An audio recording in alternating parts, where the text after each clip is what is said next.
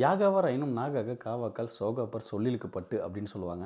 என்னடா திருக்குறள் சொல்கிற அப்படின்ட்டிங்களா? அப்படி தான் பார்த்தீங்கன்னா நம்மள வாயிலேருந்து ஒரு வார்த்தை பார்த்திங்கன்னா ரொம்பவே முக்கியம் அப்படின்னு சொல்லுவாங்க. அந்த மாதிரி பார்த்திங்கன்னா பேசுகிறப்ப பார்த்து பேசுங்கன்னு சொல்லுவாங்க. நல்லவனாக இருக்கிறதுக்கு ரொம்ப டைம் எடுக்கும். ஆனால் கெட்டவனாக வரதுக்கு ரொம்ப டைம் எடுக்காதுன்னு சொல்லுவாங்க. அந்த மாதிரி தான் நடந்திருக்கு. எங்கன்னு கேட்டிங்கன்னா ரன்வீர் அலாபடி அப்படின்ற ஒரு பையன் பார்த்திங்க அப்படின்னா இந்தியாஸ் காட் லேட்டன் ஷோ அப்படின்ற ஒரு ஷோவில் பார்த்திங்கன்னா அப்பா அம்மாவோட உறவை பற்றி ரொம்ப கொச்சையாக பேசியிருக்கப்பல என்னால் சொல்லவே முடியல. அந்தளவுக்கு அருவருத்தக்க விஷயத்தை பேசி ஃபன் அப்படின்ற மாதிரி டார்க் காமெடி அப்படின்ற மாதிரி எல்லாருமே சிரிச்சிருக்காங்க. இதுக்கு டோட்டல் இந்தியாவே பார்த்திங்க அப்படின்னா ரொம்ப அகெயின்ஸ்டாக, அதாவது பார்த்திங்கன்னா அஸ்ஸாமோட சிஎம் முதற்கொண்டு இவர் மேலே பார்த்திங்கன்னா எஃப்ஐஆர் ஃபைல் பண்ண சொல்லி கவுஹாத்தி போலீஸ்லையும் பார்த்திங்கன்னா கிட்டத்தட்ட 5 கேஸ் ஃபைல் பண்ணி. இது வந்து ஒரே விஷயம் புரியுதுங்க. நம்ம எவ்வளோ பெரிய ஆளாக வளர்ந்தாலும் நம்ம வாயிலேருந்து ஒரு வார்த்தைன்றது ரொம்ப ரொம்ப முக்கியம். அதே மாதிரி கேஸை விசாரிக்க சொல்லி கோர்ட்டும் பார்த்திங்க அப்படின்னா டிமாண்ட் பண்ணியிருக்கு. அவரோட ஃபோனும் எடுக்கல. இதெல்லாம் எதுக்குங்க? இதுக்கு சம்மந்தமாக பார்த்திங்கன்னா மன்னிப்பு கேட்டும் அவர் வந்து வீடியோ போட்டிருக்காரு. பட் இருந்தாலும் இதோட சர்ச்சையை பார்த்திங்கன்னா இன்னும் முடியல.